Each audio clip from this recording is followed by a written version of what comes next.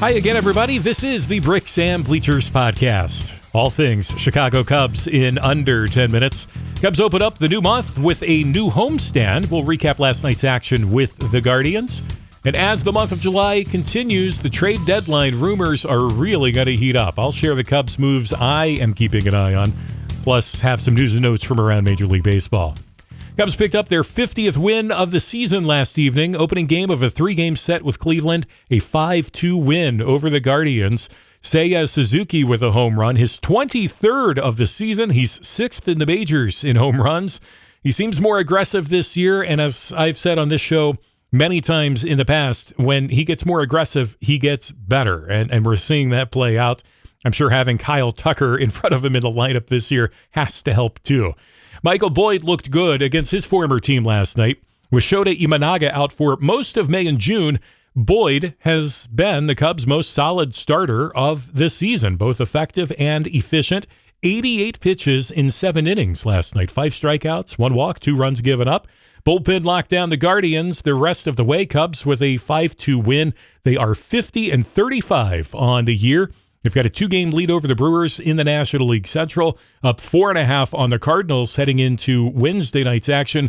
And the Reds have come on strong lately. They, too, are now over 500. So, like the National League West, the National League Central has 4 winning teams heading into play this evening.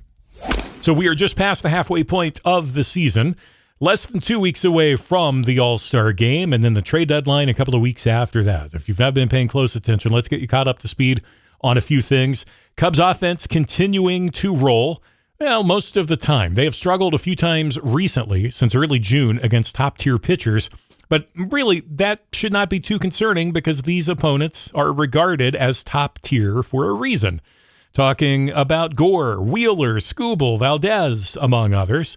Last 3 weeks or so, Cubs have become home run heavy. During the broadcast last night, they had a graphic showing that the Cubs have almost 64% of their runs scored since June 7 have come via the home run. That's up from a Cubs season average of 44%. League average is just below 40. Cubs in June went 13-13. Again, I don't think this is anything to sound the alarm on when you take a look at the very long season, 162 games. If going 500 over 1 month is your low spot, the season's going to turn out being pretty good. Cubs are leading the league in home runs. Believe they were tied for most stolen bases in the month of June as well. Among the leaders in slug and OPS. When it comes to pitching, the bullpen is leading the way. League best ERA in June of 2.44. Although the starter ERA checked in nearly twice that at 4.87. That's 7th worst in the majors. Shota Imanaga came back last week. He looked good. Matthew Boyd has led the way. Cade Horton has been pretty good in his first few starts of his career, minus his last time out. He did get roughed up a bit. Ben Brown, Colin Ray, Jameson Taillon experiencing some difficulties recently. And that sets us up for some Cubs trade talk. But first, this and that, our look at news and notes from around Major League Baseball. Wilyer Abreu of the Boston Red Sox with a rare feat Monday night. He homered twice, won an inside-the-park home run, and then he had another home run that was a grand slam. First time one player has accomplished both in one game since Roger Maris in 1958. James Wood of the Washington Nationals was intentionally walked 4 times in Sunday's game. That's only happened a dozen times in the history of Major League Baseball. Last time in 2004, Barry Bonds. In fact, Barry Bonds, that happened to him multiple times throughout that season. I think I've previously mentioned the Los Angeles Dodgers injury issues this year. They've now used 16 different starters this year, and we're just past the halfway point. That's pretty crazy. Also crazy is what's happening with the Crosstown Angels. Their rotation has been rock solid, unchanged since opening day. Same 5 starters have started each Angels game throughout this year. And fan voting for the All-Star game wrapped up earlier today. I believe noon Eastern was the cutoff, and we'll find out in about an hour or so. The 7 o'clock hour tonight, the starters for the All-Star game will be announced on ESPN. With voting through Monday night, Pete Crow Armstrong and Kyle Tucker would both be National League starters in the outfield. Carson Kelly, a distant second in National League catcher voting.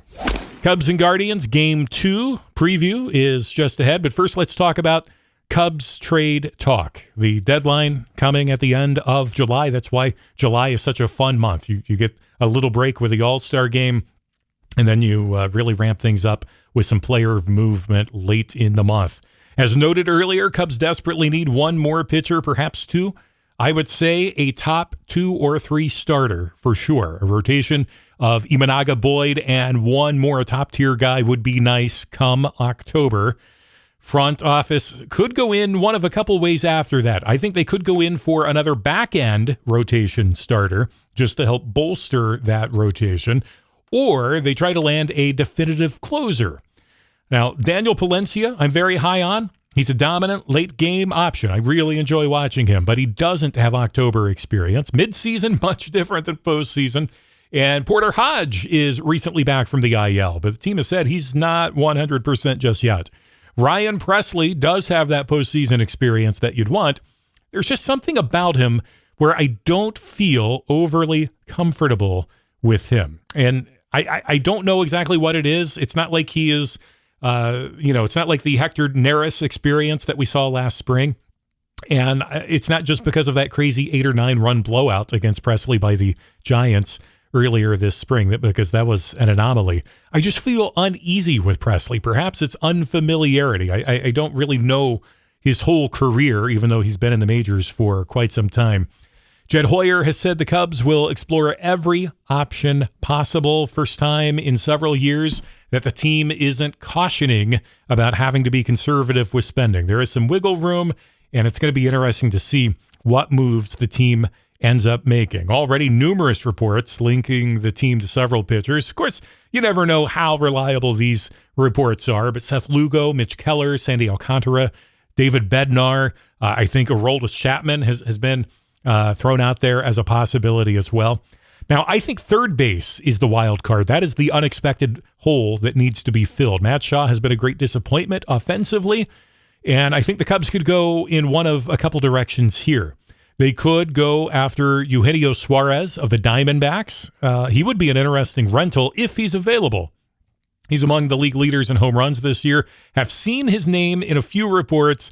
It remains to be seen if the Diamondbacks will be sellers at the trade deadline. And that's a big question mark at the moment. As we begin the month of July, there are teams that think they're going to be buying that will have a bad couple of weeks, and then they're too far out of it, they end up selling, and vice versa. So we'll see what happens, especially with the Diamondbacks. They have a lot of possible moving pieces.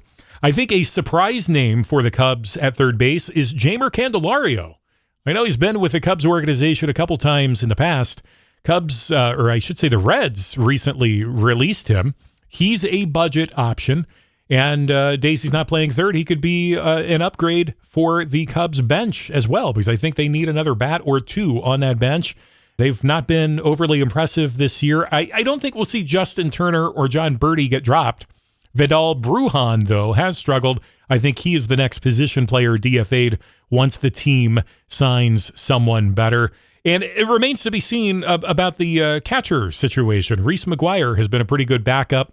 Miguel Amaya still a few weeks from returning. Cubs and Guardians tonight, Game 2 of a 3-game set. Second start of Shota Imanaga's return from the IL and a matchup against Tanner Bybee. Don't expect the Cubs to knock Bybee out early. Last time he didn't finish 5 innings was early April. He's usually good for 90 to 100 pitches per outing.